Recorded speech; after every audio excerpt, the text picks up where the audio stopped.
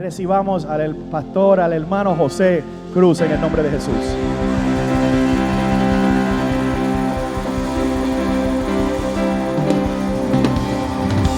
Vive Jesús. Dios le bendiga. Primeramente quiero dar las gracias a los pastores. Vive Jesús. Gracias por su paciencia para con nosotros, ya que todos tenemos nuestras luchas de una manera u otras.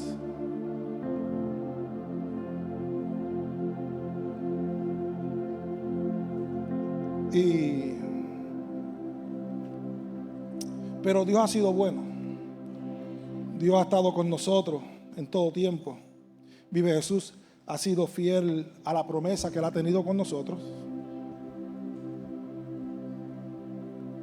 Perdóneme, pero me estoy seteando. Vive Jesús. Gracias a la pastora Ginny por siempre estar pendiente. A mi amada esposa, Pastor Andrés, Pastora María, muchas gracias. Gracias por la oportunidad y el privilegio de poner en esta mañana la palabra del Señor. Amén. Como dijo el pastor, sí, pastoreamos 2 veces. Kansas, Virginia. Hemos trabajado como evangelistas, hemos visitado varios países, pero eso no es lo importante hoy en día. Lo importante hoy en día es que estamos de pies, vive Jesús, y que Dios ha sido bueno. Amén. Vamos inmediatamente porque sabemos que tenemos otros servicios y queremos aprovechar el tiempo. Y vamos a la palabra de Dios. Y vamos al libro de Romanos, capítulo 8, versículo 35. Vive Jesús. Se pueden sentar.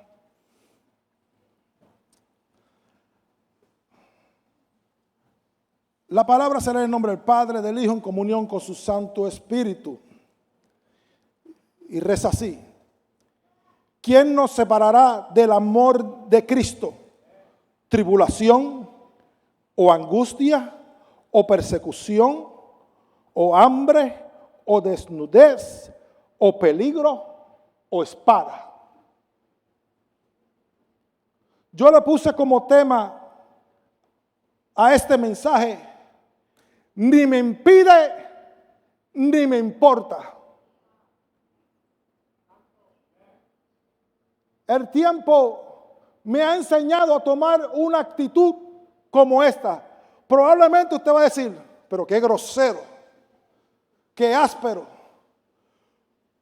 Pero el enemigo no tiene suavidad con usted. Y usted no puede ni importarle, ni impedirle nada para poder seguir los caminos del Señor.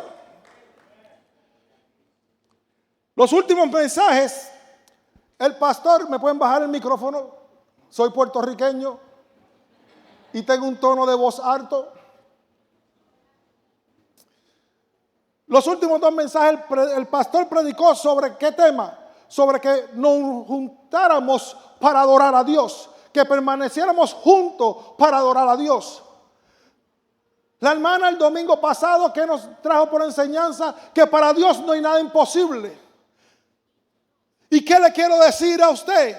Que si usted viene al templo, viene a la iglesia, se congrega, adora a Dios unánimemente, todos en congregación, usted va a tomar una actitud y una mentalidad que nada va a ser imposible para Dios, y todo lo que esté pasando a su alrededor, nada le impide y nada le importa a servirle al Señor. Es la actitud que tenemos que tomar. Pero muchas veces nos preguntamos que no sabemos cómo poder llegar a supuestamente, como le llaman muchos, a un nivel espiritual de esa manera. Pero el mismo libro de Romanos, capítulo 8, versículo 26, dice: de igual manera el Espíritu nos ayuda en nuestra debilidad, pues que hemos de pedir ¿cómo conviene? No lo sabemos. Pero el Espíritu mismo intercede por nosotros con gemidos indecibles. O sea que Dios mismo le va a dar las herramientas a usted para que usted pueda crecer y seguir creciendo espiritualmente, creciendo como persona y como individuo dentro de la gracia del Señor. De que no es fácil, no es fácil. Pero a mí me encantaba como el salmista David decía en el Salmo 122:1, yo me alegré con los que decían, a la casa de Jehová iremos. Pero es necesario que entendamos y actualicemos en nuestro chip cerebral y que nos lo grabemos, que tenemos que cambiar nuestra mente, nuestra postura. El mismo salmista en el Salmo 51:10 decía, crea en mí, oh Dios, un corazón limpio y renueva un espíritu recto dentro de mí. Pero aquí viene la parte más importante, porque hermanos, todos hemos caído de una manera u otra. Aquí no hay santos. Todo el mundo ha tenido su resbalón. Todo el mundo. Nosotros hemos tenido 3 años que la pastora y el pastor saben, y algunos que están cerca, que esto ha sido el Niágara en bicicleta. Una cosa tras otra. Y cuando pensábamos que ya estábamos llegando al oasis, volvía otra vez todo para atrás. Y dice el versículo 11, no me eches delante de ti y no quites de mí tu Santo Espíritu. Eso es lo más importante sobre todo. Para usted poder entender y comprender los preceptos de Dios, usted tiene que humillarse como lo hacía el salmista David y llegar a la presencia de Dios y poder entender que sin Él somos nada.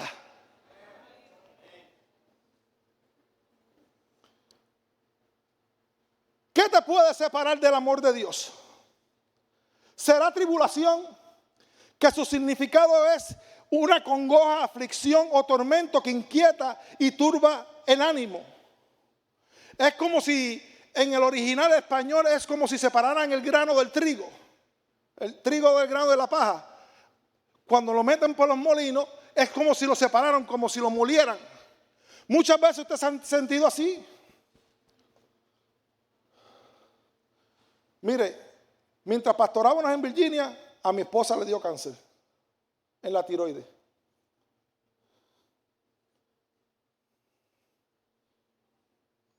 Y yo preguntaba, ¿qué estamos haciendo mal?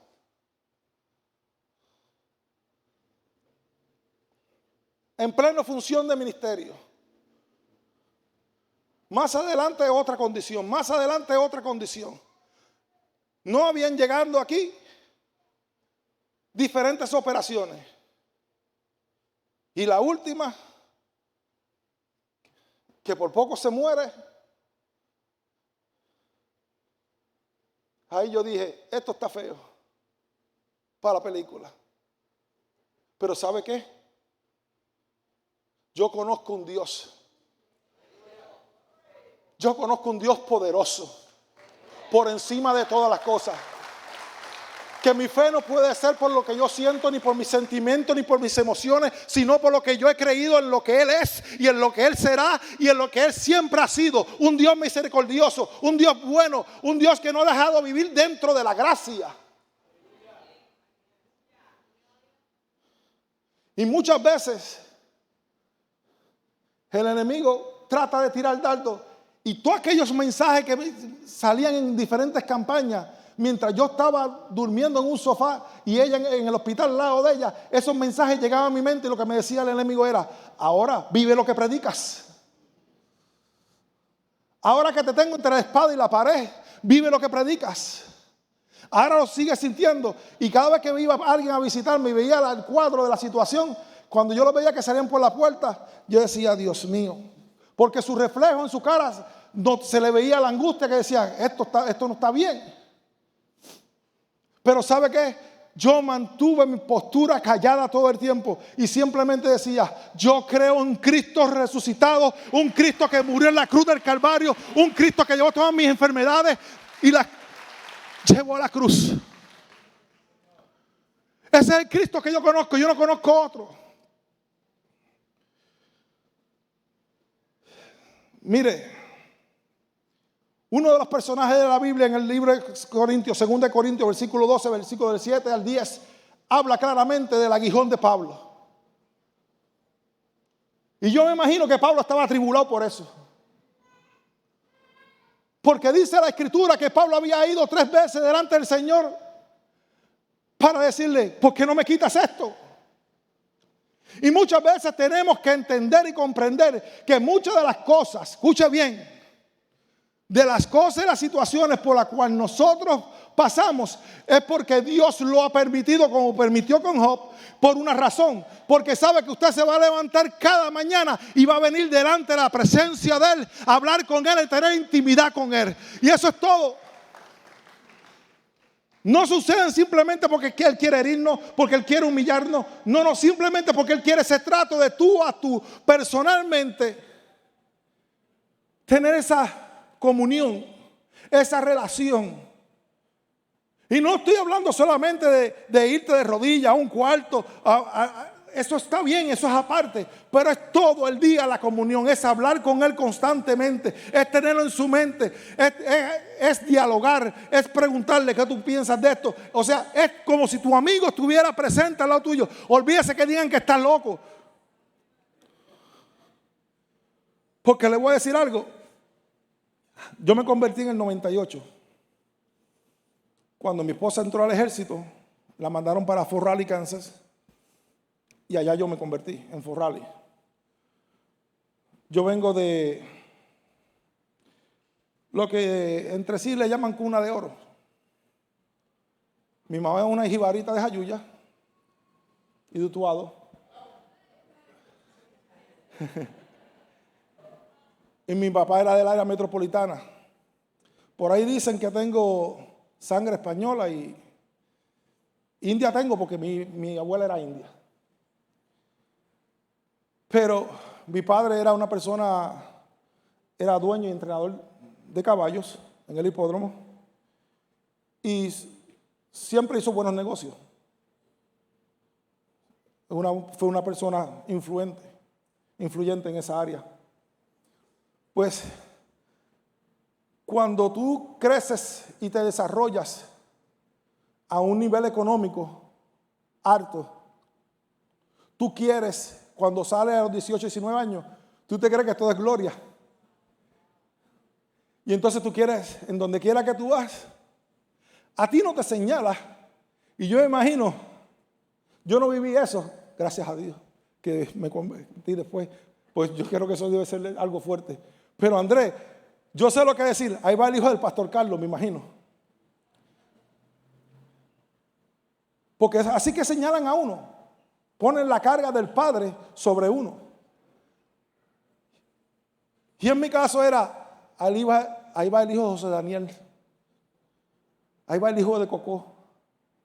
O sea, ponían una carga sobre mí que no me correspondía a mí. Yo tenía que comportarme de tal manera. Yo tenía que vestirme de tal manera, yo tenía que actuar de tal manera, porque yo no podía manchar la imagen de mi padre. Ahora, ¿cuánto más nosotros que ahora como creyentes debemos actuar y andar para no manchar la imagen de nuestro Padre Celestial? Si lo hacemos para nuestro Padre terrenal, ¿cuánto más para nuestro Padre Celestial? Y Pablo, un hombre muy letrado, con doble ciudadanía, con revelaciones que ningún hombre tuvo, si usted lee bien todas las cartas, que Cristo se le apareció camino a Damasco, que no todo el mundo se le apareció. Eso es importante. Aún sigue y va delante de Dios y le dice, ¿por qué no me quitas esto? ¿Cuál es la razón por la cual no me quitas esto? Acá uno parafraseando, ¿por qué no me lo quitas?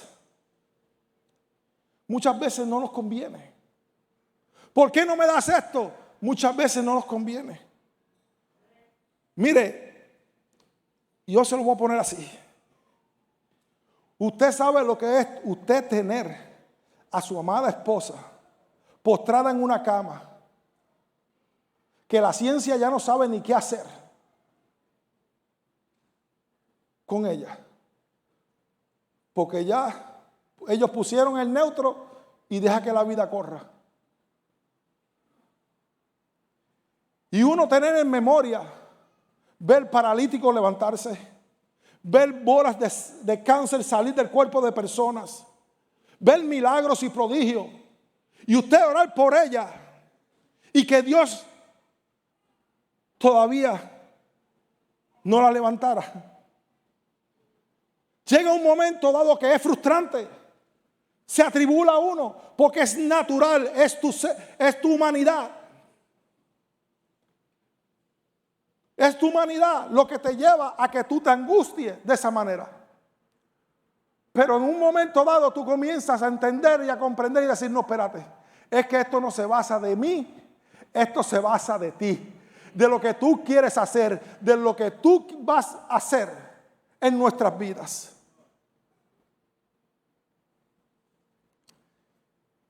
Mire,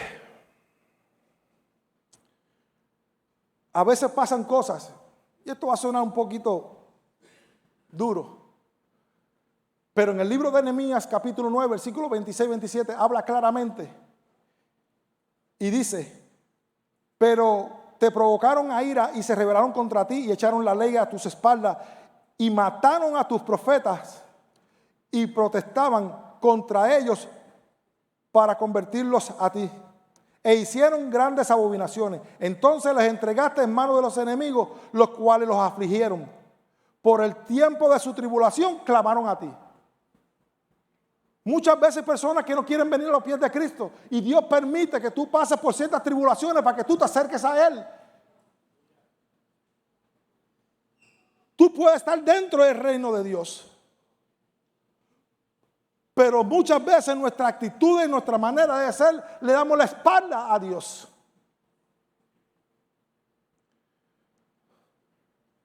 Pero que nada te impide ni te importa seguir adorando a Dios. Debemos de gozarnos en medio de la tribulación. Y usted dice, ay, esto es de loco. Usted va a sufrir y va a gozarse. Romanos 5, 3, 5 dice claramente, y no solo esto, sino también nos gloriamos en las tribulaciones, sabiendo que la tribulación produce paciencia, la paciencia prueba, la prueba esperanza y la esperanza no avergüenza, porque el amor de Dios ha sido derramado en nuestros corazones por el Espíritu Santo que nos fue dado. Dios perdonó tu pasado, restauró tu presente y tendrás un futuro de gloria en gloria. Si tú puedes entender eso, que tu pasado quedó atrás. Porque mire,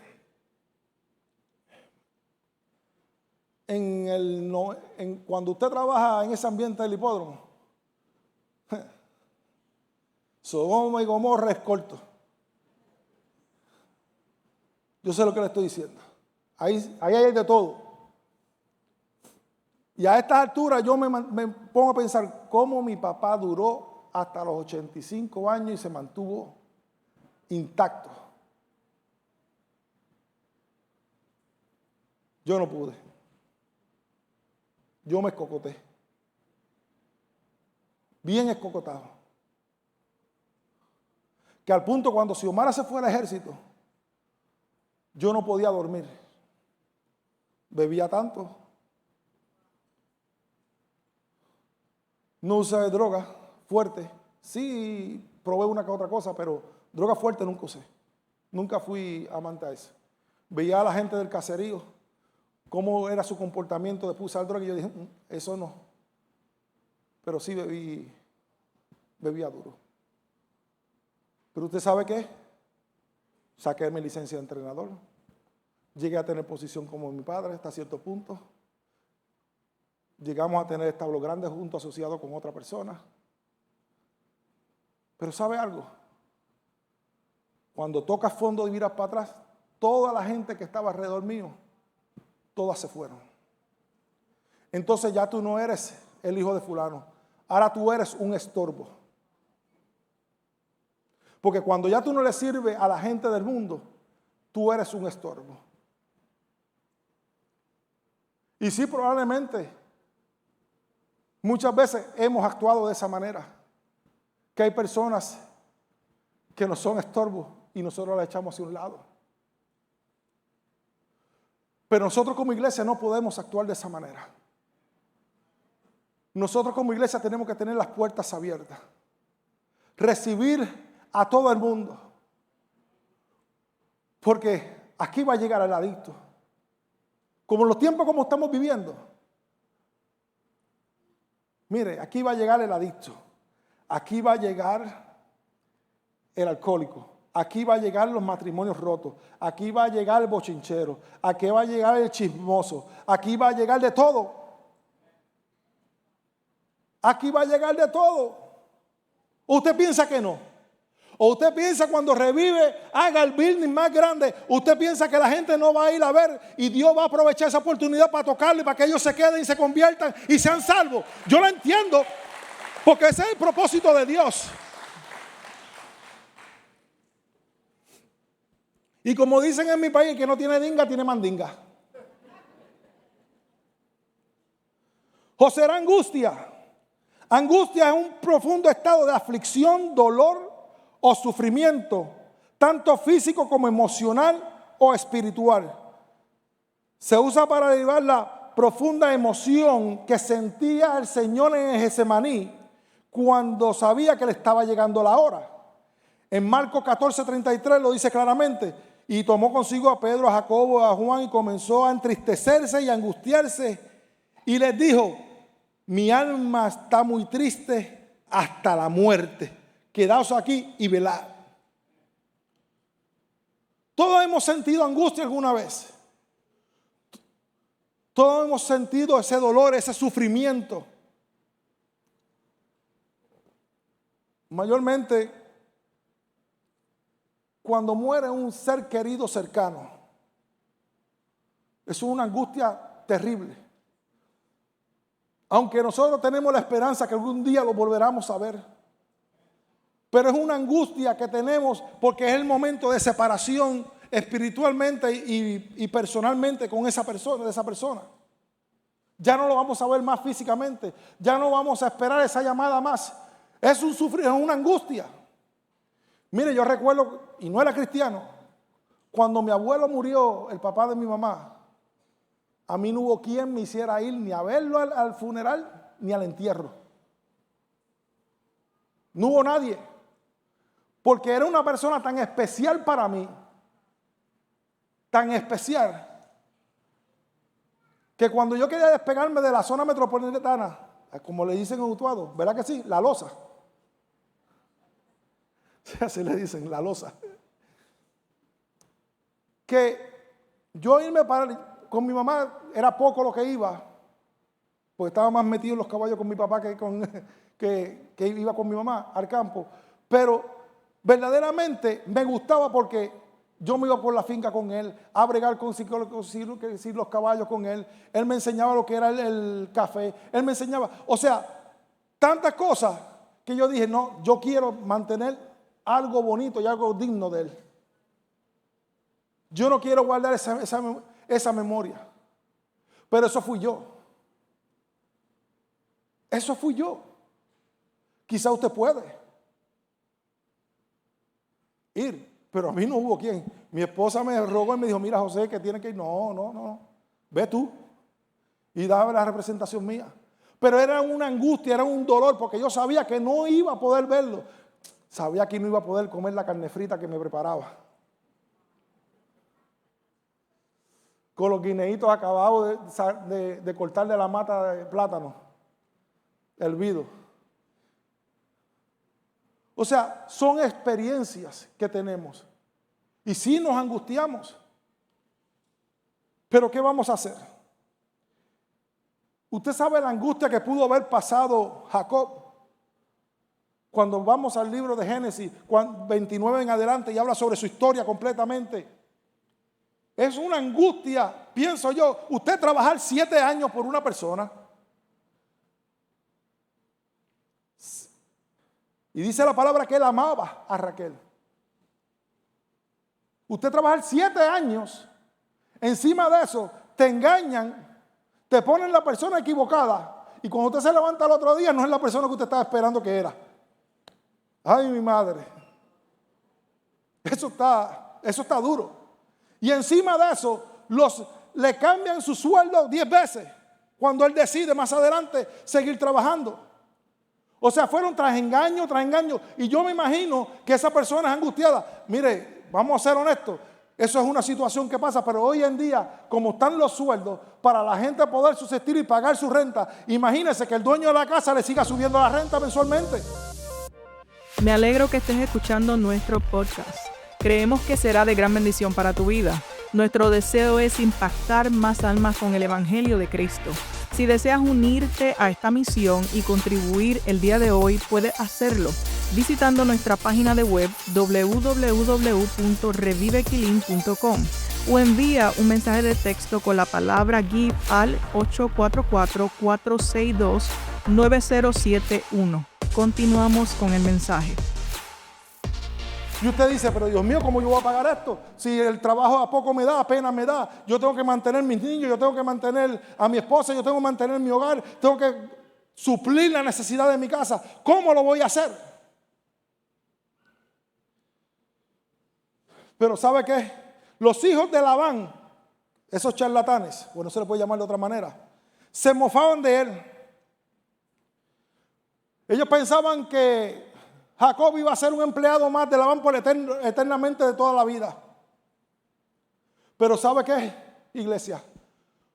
Hoy yo te digo a ti una cosa claramente.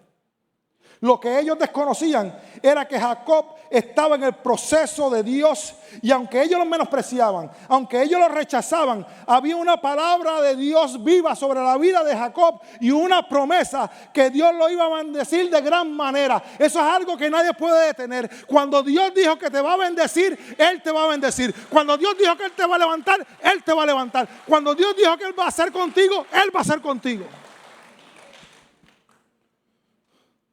Mira, hermano, en el año, si no me falla, 2003, antes de comenzar el pastorado, yo no quería el pastorado.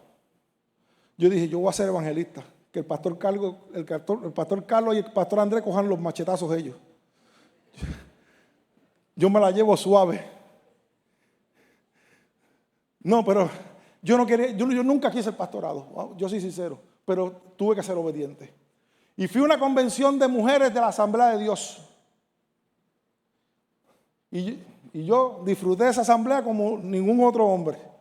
Me iba de shopping con los demás pastores y vamos para aquí, vamos para allá. Como las mujeres estaban en sus reuniones, nosotros nada más podíamos entrar por la noche. Y el domingo yo dije, yo voy a entrar tarde. Y comenzó el servicio. Y yo me quedé afuera tomando un chocolate caliente. Y dije, ya voy a empezar a predicar. Vamos a ver quién predica hoy, para escuchar el mensaje. Me senté al lado de mi esposa, estaba como por allá, bien atrás, en las últimas dos filas. Y había una mujer chiquita y coja como Pablo. Y aquella mujer chiquita así caminaba así. Pero una predicación, una mujer ungida. Hacen el llamado y llaman a todos los ministros. Y Xiomara pega, vamos para el frente. Como molesta eso, ¿verdad, hombre? Que nosotros no queremos hacer las cosas y la mujer pega con el codo. Vamos para el frente. No, yo no voy para el frente, déjame tranquilo. Que vamos para el frente, que están llamando a los ministros. Vamos que tenemos que ir. Que no. Bueno, al fin y al cabo, hay que hacer lo que diga la mujer. Sí, mami, como tú digas. Está uno como esto lleno más o menos, ¿sí? Como 4 filas de ministros. Imagínate, toda la sección medio oeste se estaba congregando ahí, de la Asamblea de Dios.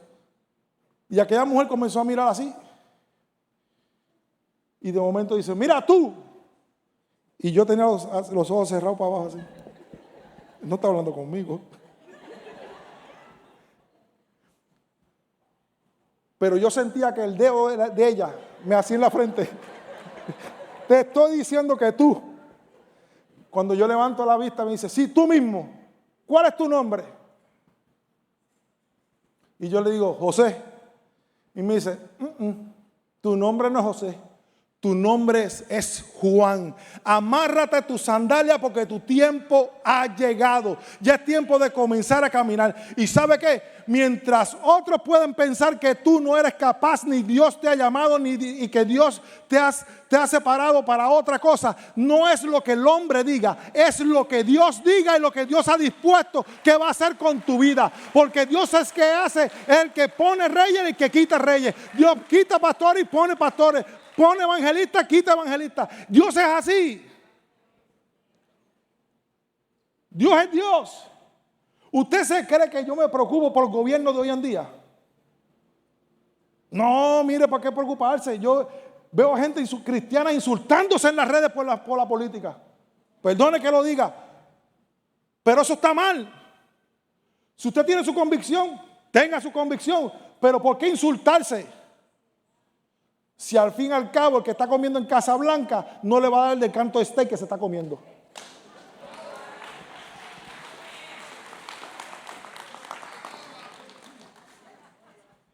Tenga su convicción, yo tengo la mía, que no se la pienso decir. Pero es la realidad, no hay por qué estar formando esos caos. Mire, vamos al otro punto, vamos a persecución. Porque yo quiero que el pastor Carlos y el pastor Andrés me inviten otra vez. ¿O será persecución?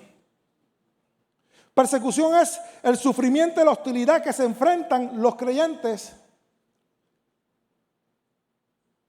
que siguen a Jesucristo. Miren, este viaje que tuve,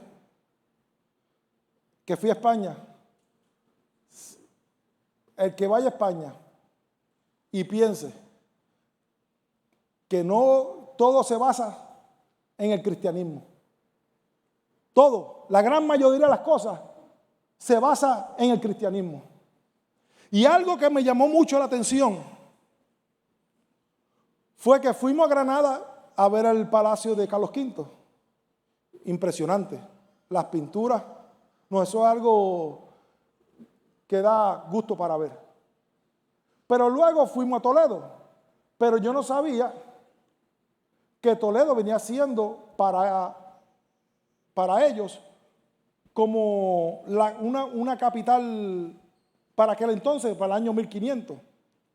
Y resulta que Carlos V, la mamá, se convierte. Acuérdense que Carlos V fue el que le sacó a los árabes de España y tomó el poder en esa área. Cuando llegamos a Toledo, estamos así caminando y la señora nos dice, ¿ustedes ven esas losas chiquititas? Esas losas era que por aquí era que vivían los judíos y los judíos marcaban sus áreas, que si esto, y estaba enseñando. Y cuando llegamos a una área como un pequeño monasterio, la persona nos enseña y nos dice, ¿ustedes ven esas cadenas que están ahí? Y yo dije, sí, son muchas que están guindando. Y ella nos dice, ¿saben las cadenas que utilizaban para los cristianos que eran perseguidos de aquel entonces, amarrarlos hasta que le llegara su condena? Y yo dije dentro de mí, oh Dios mío, y eran cadenas, mire, más gruesas como la de un barco. Imagínense que llevan 500 años en la intemperie y aquellas cadenas están intactas. Ahora, si usted piensa que usted le sirve a un Dios cualquiera, yo le voy a decir algo. Hoy en día todo se pudre y se corroe como si nada. ¿Verdad que sí? Ahora, le digo yo a usted, yo no sé qué Dios usted piensa que usted le sirve, pero yo sé que yo le sirvo a un Dios grande y poderoso. Porque si aquellas cadenas llevan casi 500 años a la intemperie, clavada en una pared porque la mamá de Carlos V se convirtió y él hizo un edicto para que no persiguieran más a los cristianos, y esa era la señal de que los cristianos podían ser más perseguidos. Si esas cadenas llevan allí alrededor de 500 años, ahora explíqueme cómo es el poder de Dios cuando Pablo y Silas estaban encarcelados y dice que las puertas se abrieron y las cadenas se rompieron. ¿Cómo es el poder de Dios?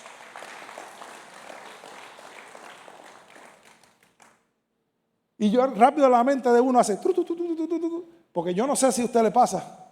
Pues yo imagino que al pastor y a Andrés le pasa. Pues rápido todo lo comunicamos, cómo lo podemos sujetar a un parte de un mensaje, porque esto está verdaderamente interesante. Pero es la realidad. Muchas veces ponemos a Dios en un pedestal pequeñito, como si Él fuera cualquier cosita que podemos venir donde Él, simplemente cada vez que necesitemos. Pero es más fácil si lo tenemos todo el tiempo al lado de nosotros, no en ningún pedestal, andando con nosotros. Si salimos hacia afuera del parking, Él anda con nosotros. Si regresamos, Él está con nosotros. Que en todo tiempo Él esté con nosotros. En estos tiempos sí existe la persecución. Todos sabemos que el libro de Hechos habla sobre la muerte de Esteban. Y que fue apedreado hasta la muerte. Pero eso es otro mensaje. Pero mire, Policarpo lo quemaron en el 155. A Leonidas, el padre de Orígenes, fue decapitado en el 203. A Perpetuo lo echaron con las fieras en Cartago, junto a su esclava Felicia en el 203. Y a Santiago, el medio hermano de Jesucristo, fue crucificado en el 107. O sea, siempre ha existido persecución. Y usted piensa que no nos va a llegar a nosotros a nuestro debido tiempo. Yo lo único que sé es que yo espero que Cristo venga antes de todo esto, porque yo quiero irme ya. Mi esposa me dice, pero si tú tienes nada más que 53 años, y yo le dije, mami, yo estoy ready ya. No, yo estoy ready ya. Yo he vivido bastante. Y verdaderamente el rumbo que va a este mundo, necesitamos que Cristo venga ya. Nuestra oración debe ser, Cristo ven pronto. Cristo ven ya. Pero mientras tanto tenemos que seguir predicando. ¿O será hambre? ¿Qué es lo que te separa del amor de Cristo? ¿Será hambre? ¿Quién no ha pasado hambre aquí? Porque yo he pasado hambre. Porque como yo era un creído y un orgulloso, habiendo manjares en casa de mis padres, prefería pasar hambre. A veces cuando no tenía de qué comer, yo iba a casa de la mamá del amigo mío, que nos conocemos de pequeño porque jugábamos baloncesto en Carolina, desde jóvenes. Íbamos al caserío. Y yo le decía, mamá, dale comida a Xiomara, que está embarazada de Joselito. Y si no hay para mí, no te preocupes, pero que ella coma. Que a veces no había ni siquiera un arroz blanco ni un huevo frito en la mesa. Ni siquiera una jamonilla quizás. Vamos a ser honestos. Había hambre, había escasez. ¿Pero por qué? Por medio del orgullo. En nuestras vidas no puede haber orgullo. Ese tipo de orgullo no puede haberlo. Nosotros tenemos que ser humildes. Y después que me convertí, yo analicé y le dije, a la verdad que yo fui bien tonto. Yo pudiendo ir a casa de mis padres a comer no iba.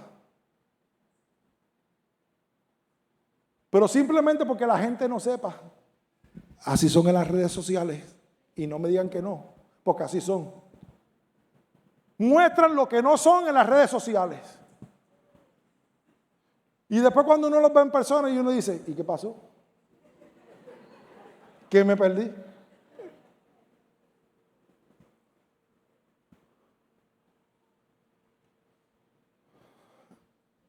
Si estamos mal, estamos mal. No es que vamos a estar llorándole a todo el mundo en una esquina. Pero si estamos pasando necesidad, mire, estamos pasando necesidad. Mire, cuando yo fui evangelista, que nos mudaron para Virginia, teníamos que pagar la casa de Kansas. Teníamos que pagar la casa de Virginia y había un solo sueldo. Y a Dios le plació que yo fuera evangelista. Pero usted sabe qué, nunca me faltó nada. Siempre hubo un plato de comida en la mesa. Desde que yo me he convertido, siempre ha habido un plato de comida en la mesa. Dios ha sido fiel. Dios ha suplido. Es más, le voy a decir más. Una vez iba para Panamá. Escúcheme esto. Si hay aquí alguien que quiere comenzar a ser evangelista, escuche lo que me pasó. Compré pasaje con una línea aérea. Iba de camino para Panamá. Llegué al aeropuerto de Miami. Cuando me llegué, la línea aérea se ha ido en quiebra.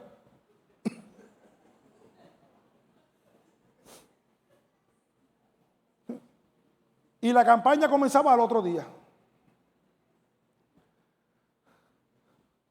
Pero usted sabe qué, se van a reír.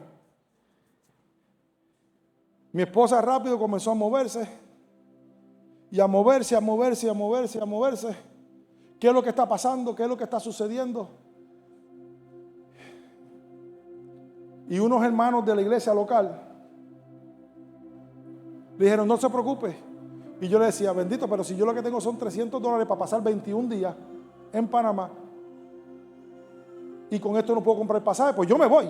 A mí me dan el pasaje por $300 y yo me voy con la mano vacía. Yo lo que quería era llegar a Panamá porque había un nombre que había que cuidar. El evangelio hay que cuidarlo. No, llego después cuando pueda. No. Es el nombre de la iglesia la que está en juego. Y eso también hay que cuidarlo. Y yo le dije, ok, no hay problema. Mi esposa hizo un revolú, como le dije, y allá me compraron un pasaje. Pero tuvieron que llamar a mi mamá para que mi mamá le prestara la tarjeta de crédito. Y mi mamá le dijo, no hay problema, úsala. Y después le dijo, ¿y dónde se va a quedar? Y yo le dije, no mami, si son las 12 de la noche, el vuelo sale a las 6, yo me quedo aquí en el aeropuerto, olvídate de eso. Y mi mamá no era cristiana todavía. Escuche esto. Mi mamá no era creyente todavía. Hoy sí, gracias a Dios. Porque ya no me dan más con el cable de la plancha ni con el palo de la escoba.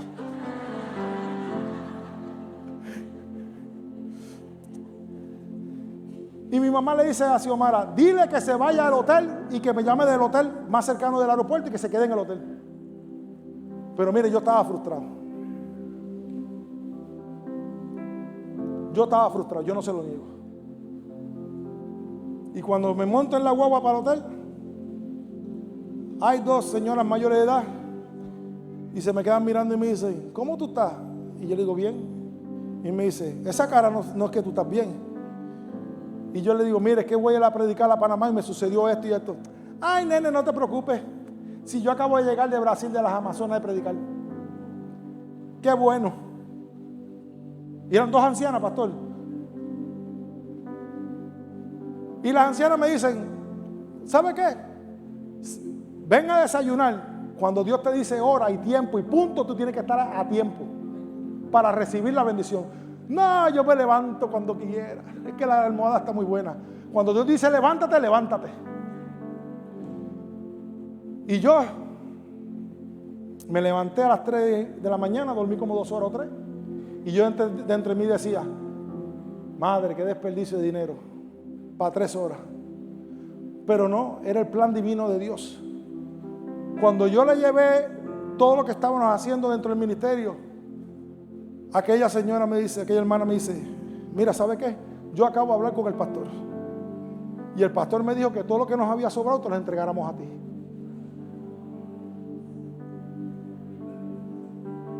Dios provee.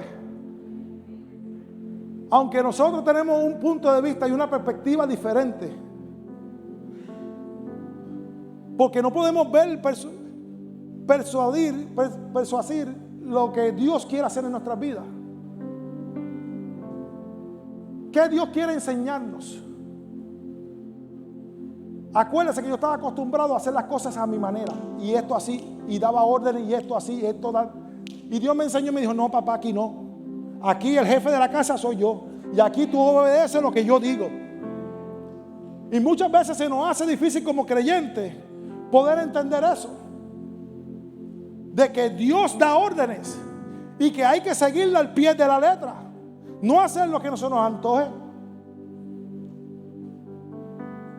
Es difícil. seguir órdenes. O si no, porque usted cree que hay tanta gente que cambia de trabajo. Y no es el trabajo, ni es el jefe. Son ellos que no les gusta seguir órdenes. Si no, hermana, pregunte, Gelisa no vino hoy, Gelisa le toca por la tarde. Yo fui pastor de Gelisa. Gelisa sabe. ¿Es fácil ser líder de alabanza? Dios te bendiga. No es fácil. No es fácil. ¿Es fácil ser líder de célula? No debe ser fácil. No debe ser fácil. Pero todos tenemos que tomar responsabilidades. Sea el puesto que sea. Sea en el parking, sea en el altar, sea limpiando los baños. Probablemente no es fácil. Probablemente no es fácil para nadie. Y ya se me acabó el tiempo. Probablemente no es fácil. Y en peligro sí hemos estado. ¿Qué es lo que te puede separar del amor de Cristo?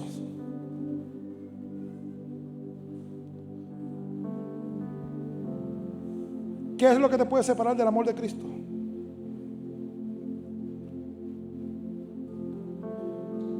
¿Qué es lo que turba tu corazón? ¿Es la enfermedad? ¿Es la crisis financiera?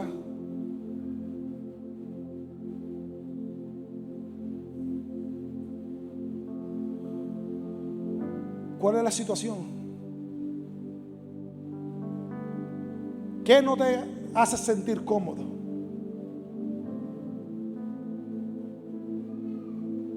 En vez de echarle la culpa al que está a tu lado, o echarle la culpa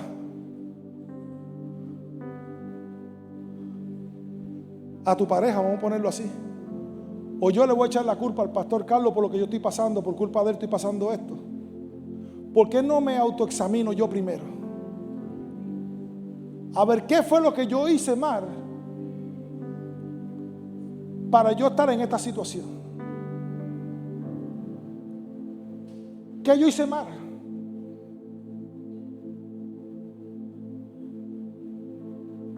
¿Qué es lo que te aparta del amor de Cristo? ¿Qué es lo que te hace sentir inseguro?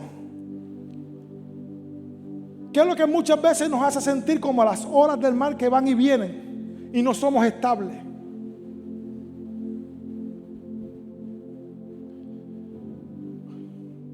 Porque Pablo fue bien claro y terminó diciendo: ante todas estas cosas, somos más que vencedores por aquel que nos amó. Eso es una palabra que no falla. Por aquel que nos amó. Por lo cual estoy seguro, escuche esto, por lo cual estoy seguro que ni la muerte, ni la vida, ni ángeles, ni principados, ni potestades, ni lo presente, lo que te está sucediendo en este momento, ni lo porvenir, lo que te vas a pasar más adelante, ni lo alto, ni lo profundo, ninguna cosa creada nos podrá separar del amor de Dios que es en Cristo Jesús, Señor nuestro. Nada te puede separar del amor de Cristo. Tú tienes que crear tu propia convicción. Tu fe no puede ni subir ni menguar por tus emociones. Tu fe es por lo que tú has creído. Póngase de pie.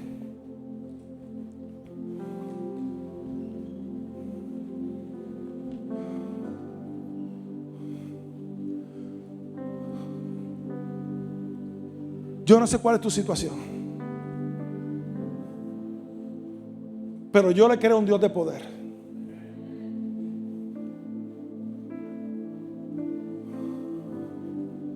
Me dijo un pastor una vez, cuando operaron a Xiomara, que le dio el cáncer, me dijo: Dios permite que sucedan cosas en nuestras vidas y que pasemos por estos procesos completos, por operación y todo, para Él glorificarse.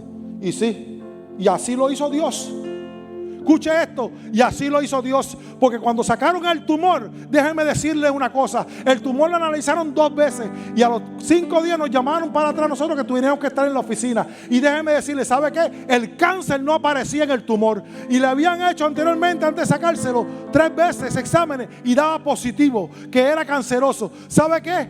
Es Dios el que obra. Dios remueve el cáncer, Dios sana del SIDA, Dios sana de lo que sea. Ese es el Cristo que yo conozco. No hay otro Cristo.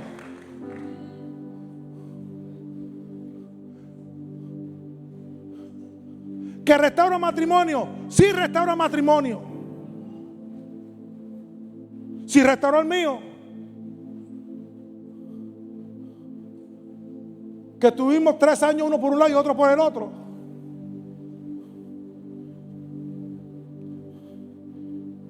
Y Dios nos unió nuevamente.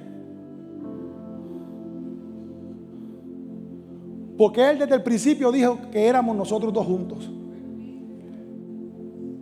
Así que coja oreja, porque por más que usted corra y usted diga, no, yo cojo por un lado y que coja para el otro, cuando Dios dice son ustedes 2, son ustedes 2. Eso es así. ¿Cuál es tu situación? ¿Qué es imposible para Dios? ¿Qué es lo que te incomoda que no te permite adorar?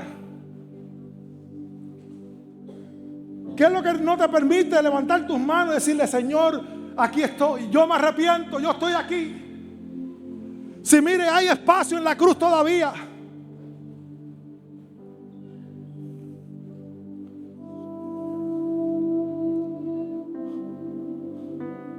Su sangre sigue fluyendo.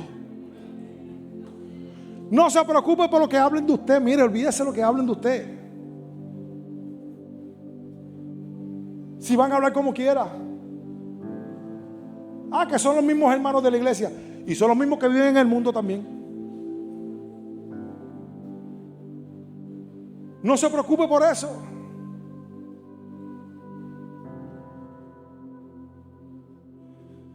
¿Qué usted necesita de Dios? Yo abro el altar, venga. ¿Qué usted necesita de Dios? Venga, pídaselo a Dios.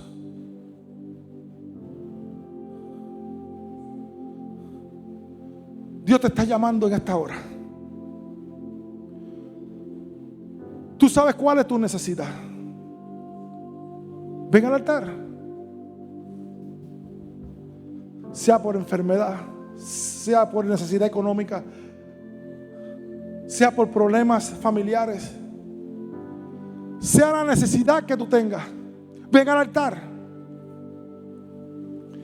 El altar está abierto. No espere mucho de mí, pero sí espere mucho del Cristo que yo predico.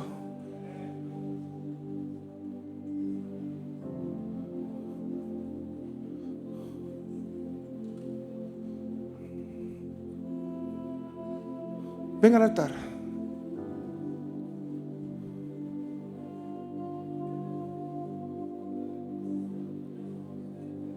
Dios es maravilloso.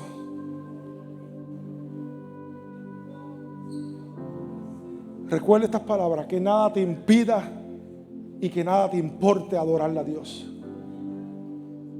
Que nada te impida y nada te importe servirle a Dios.